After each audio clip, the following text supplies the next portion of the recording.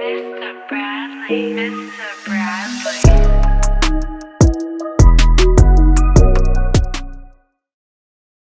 What's good, y'all? It's Mr. Bradley, and today we're going to be talking about bouncing stems and one huge secret that gets often overlooked when doing so.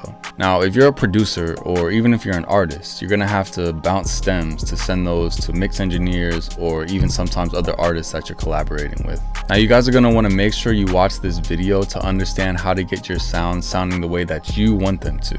And I do wanna be clear here, I'm not talking about a mix engineer who's cleaning up some of your sounds with some EQ for clarity or some saturation or anything like that. What I'm talking about is why your drums, why your kicks, and why your 808s aren't knocking like how you had them when you were cooking the beat. So first things first, this is the huge secret that I don't see anyone on YouTube talking about, and which is why I'm here today. And that is, when you go to bounce stems, if you have any bus compression on or any compressors on the master track, when those tracks get exported individually, the compressor's only going to react to those sounds individually as well. Now, what I mean by that is, when you're looping and making the beat, you're hearing the compressor react to the signal of the entire mix. But with the export process, as I mentioned, it's only going to get applied to that individual sound, which is eventually going to change the way that your beat sounds when the mix engineer imports the stems into the session. And that's not what we want. But luckily there is a way to combat that, and that's what we're going to cover today. Essentially, all we have to do is use the signal of the entire mix to trigger the side chain of that compressor.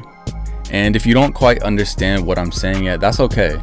We're gonna go take a look at it so you can visualize it, so you can see it physically, how it works, and understand it. Now, I'm working in FL Studio, so the process, if you're working in a different DAW like Logic or Pro Tools, is going to be a little different, but the concept is still going to apply. Okay, so let's pull up the mixer. And on my master track, you can see I have a bus compressor right here, 2500. Now let's see how this reacts to the entire mix. And let me just exaggerate it for the purpose of this video so we can really see.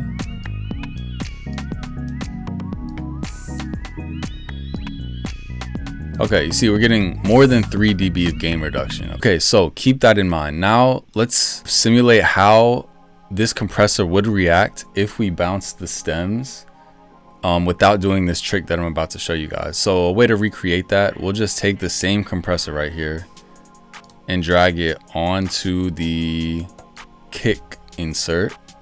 Okay, now let's see how that reacts.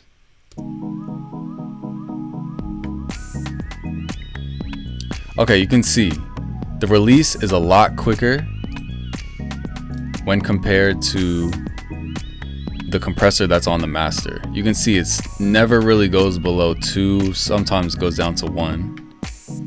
But here is clearly only touching the kick and going straight back to 0. So that's essentially what happens when we bounce stems without this technique. Okay, so the first step of this process is to bounce down our entire mix with the compressor and all of the plugins after it in the chain bypassed, okay?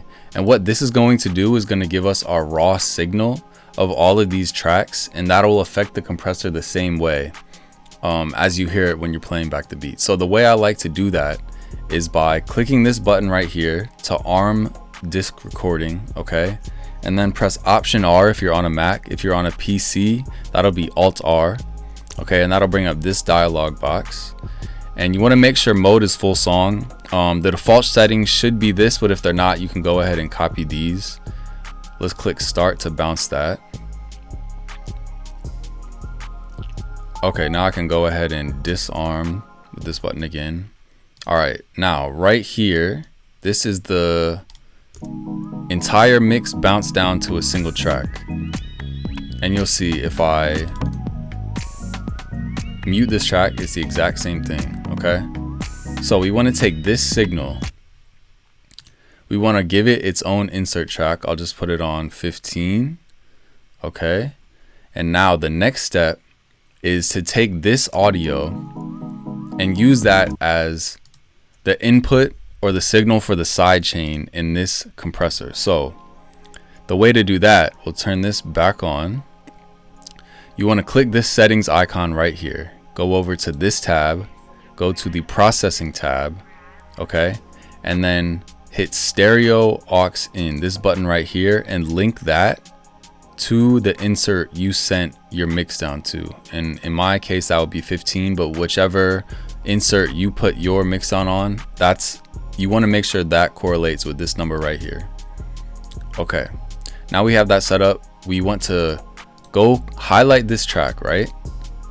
And you see this knob right here. We want to turn this all the way down so that we don't get double signal. If we don't turn this down, what happens is your mix is going to play all of your original instruments along with this. So you're going to get double signal, and we don't want that. So make sure you turn this down to 0.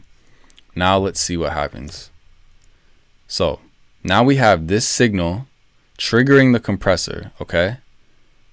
And we don't have any audio coming through, which is exactly what we want.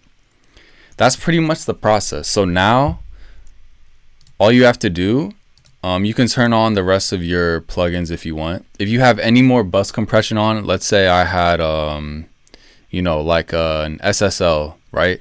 If I had a G bus compressor on this, you would have to do the same process. And any compressors on any, if you routed all of your drums to like a drum bus, you would have to do the same process there too.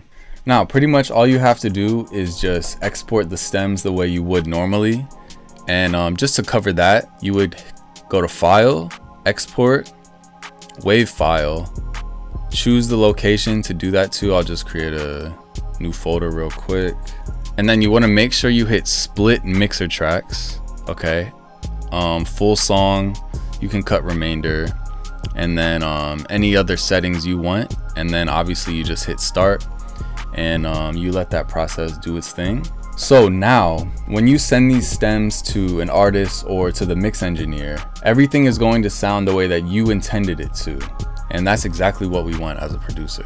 So that about sums it up for this video. If you found it helpful in any way, please leave a like on the video. Make sure you're subscribed for more content like this and more helpful tips and tricks. And if you guys have any other useful information, make sure you share it down below in the comments section. Thank you guys for watching. I'll see y'all soon. Peace.